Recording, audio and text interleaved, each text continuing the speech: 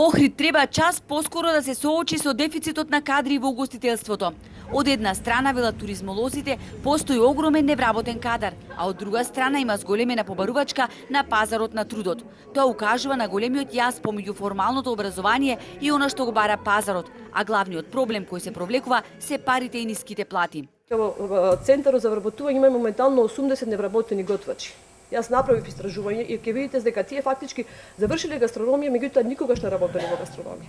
Тоа е сериозен проблем. Ме верувајте, и секогаш велам дека менаџерите не сме да се однесуваат со своите вработени како со стол, како со намешта или како со нешто. Тие се личности, за нив треба се вложува перманентно и оној, да речам, не перманентно вработување, само сезонски, попуштање, тоа е неблагодарна работа.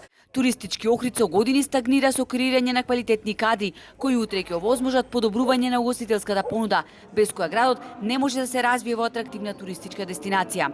Каде Охрид потврла во туризмот и зошто се соочува со недостаток на едуциран кадар. Домашните експерти го лоцираа проблемот.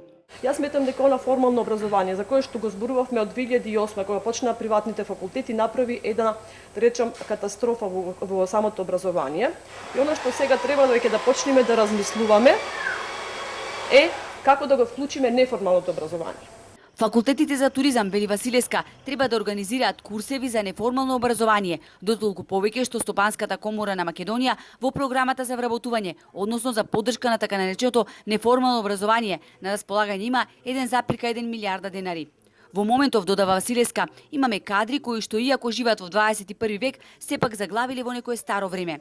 Во угостителските објекти работат готвачи кои, бидејќи не се доволно едуцирани, не ги познаваат современите техники на готвење. За волја на вистината, нити пак оние кои што се нафатиле да ја развиваат најбрзо растечката стопанска гранка, вложиле во набавка на потребната опрема.